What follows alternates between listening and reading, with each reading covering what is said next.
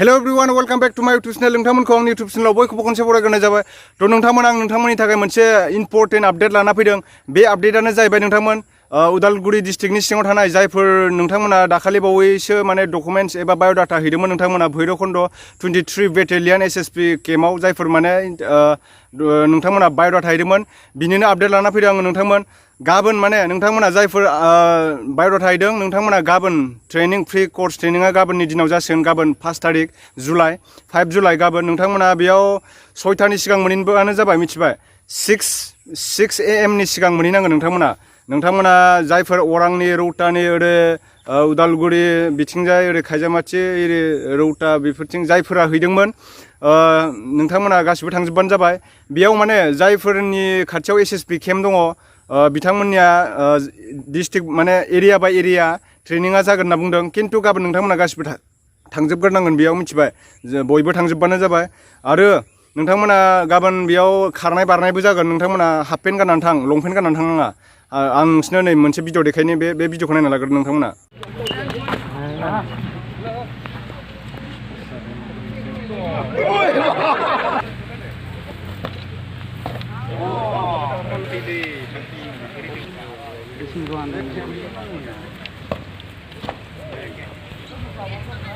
थ' नोंथांमोनाथ' नुखाबाय नै लंपेन्ट गाननानै थाङोब्ला माबायदि बारनो हानाय नङा, नोंसोर खारनो हानाय नङा मिथिबाय। बेनि थाखाय नोंथांमोना हाफ पेन्ट गाननानै थां, हाफ पेन्ट गाननानै थांब्ला मोजां जायो। जुथा गाननानै थां, हाफ पेन्ट गाननानै बिदिनो स्पर्टिंफोर गस्ला गाननानै थांबानो जाबाय। मानो होनना बुङोब्ला स्पर्टिं बा लावला लावसि एसे खारनाय बारनायफ्राव एसे मोजां जायो मिथिबाय। नोंथांमोन आं बेखौनो आपडेट होनो नोंथांमोननो लाबोबाय। आरो जायफोर माने उदालगुरि डिस्ट्रिक्टआनो जा बेलेग डिस्ट्रिक्टफोरनियाथ' जाजोब्बाय, जायगाफोरनिया जाजोब्बाय। दा बिटिआर ओनसोलनि बाहेरायाव थानाय नोंथांमोननियाबो दा भेकेन्सि फैगोन। माने दा रावनाबो भेकेन्सि फैथ'वाखै, जास्ट दायो माने फ्रि ट्रेनिं कर्ससो होगासिनो दङ। दा खोनानो मोन्दों बाहेरनियासो बिसिनिया बांसिन भेकेन्सि मोनगोन होननानै।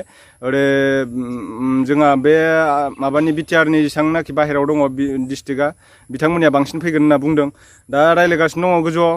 दा नोंथांमोन भेकेन्सि फैबानो आंनि बुंनायजोंल' नङा मिथिबाय। जायफोरा माने नोंथांमोना नटिसखौ नायबाय था, अनलाइनाव नायबाय था, गुगोलाव सार्च खालामनानै जियावनो माने 4th ग्रेडआवनो होन, फरेस्टआवनो होन, पुलिसावनो होन, आसाम राइफलावनो होन, इण्डियान आर्मियावनो होन, एसएसबियावनो होन, सिआरपिएफआवनो होन, आइटिबिपियावनो होन, जियावनो होन, एनि माने डिफेन्सनि पस्ट ओंखारबा नोंथांमोना एप्लाइ खालामब्लानो जाबाय। आंनि भिडिअखौ नेनानै थानाङा मिथिबाय। आंथ' हास्लाबाबो जानो हागौ, आं अनेक भिडिअ बानायनो गोनां जायो नोंथांमोननि थाखाय मिथिबायना।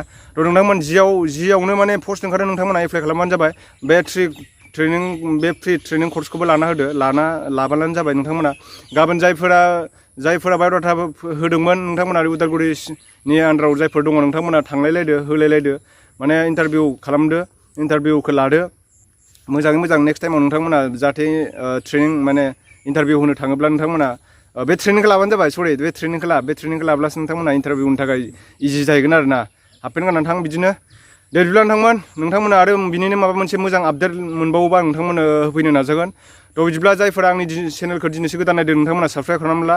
आरो बेजों लोगोसे नैबे मोनसे आंनि गोदान चेनेल दे, बेयाव आंनि मिउजिक भिडिअ बायदिसिना फैबाय थागोन। बे चेनेलखौबो साबस्क्राइब खालामना हो। लोगोसे बेल आइकनखौ थुना होबानो जाबाय, जाहाथे आं गोदान भिडिअ हगारब्लानो नोंथांनि स्क्रिनसिम सिगांग्रो मोनहैग्रो। थ' बिदिब्ला नोंथांमोन नेक्स्ट भिडिअ थाबैनो लोगो मोनफिनगोन। बाय।